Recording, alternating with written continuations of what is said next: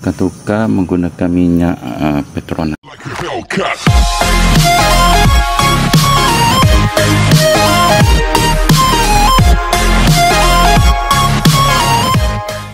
Okay, hari ni kita nak servis motor. Kita buat sendiri je hari ni. Selama ni kita atas kedai, tapi kita buat sendiri je hari ni. Untuk servis yang ke 27,000. Sebab dah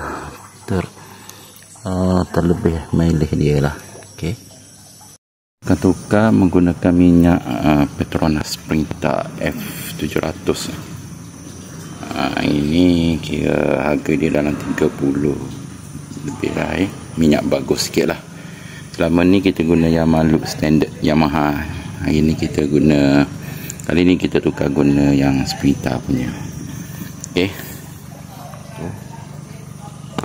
Ini dah terlebih hardnya. Okay. Keadaan motor. Okay. Kita dah pasang nak minyak hitam bawah ni. Dah katakan ni nak 19 ni. Dan lepas tu kita buka oil filter punya nut ni. Dan juga kita buka lah oil filter, kita tukar. Okay. Ini oil filter baru. Okay. Pada Yamaha juga lah. Filter baru. Ya. Kedudukannya ni. Kan ya. Ni lubang. Kena masuk je. Masuk je kat dalam. Okay. Kita just masukkan macam tu sajalah. Okay. Lepas tu kita masukkan ke dalam. Ya. Ni tapi kita lap dulu lah.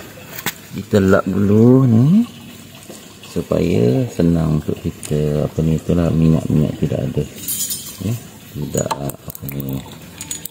terganggu lah minyak. Okey. Saya just masukkan macam ni sajalah. Ya. Okey. Okey, macam ni. Masukkan, lepas tu kita letakkan dia nanti. Okay. That's all lah. Untuk minyak kita ni. Untuk filter. Ni untuk filter minyak . Lepas tu kita masukkan minyak Petronas Sprinter kita dah. Ya, 1 liter penuh. Okey. Apabila semua kita dah pasang, ni dah pasang semua. Okey. Okey, dah pasang dah semua. Bawah dah pasang, sini pun dah pasang. Gigi nak pastikan dia ketat lah ya. Tapi jangan kuat-kuat lah, takut nak tulus. Dan kita akan masukkan minyak Sprinter kita ini kat dalam. Okay. 1 liter ni, habiskan 1 botol. Pastikan habis ya, 1 botol minyak ni kita tuang. Dah habis. Habiskan kotak ini ya. 1 botol 1 liter. Okay, dah. Ni 28,000 botol. Sudah 4,844 km tak tukar minyak hitam. Dah lebih 1,800. Pasal minyak hitam ni teruk kan. Okey. Kita dah start tu, nampak akan ringan.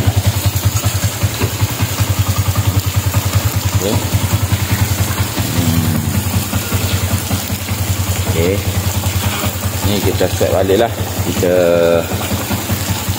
kosongkan dia balik untuk kita tengok lah ya, dah berapa kilometer kita jalan. Kita dah apa ni, servis ni kosongkan balik. Okey.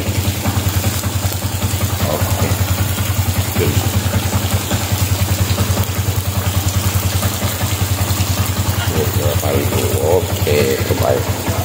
Dah siap. Jom lagi lah.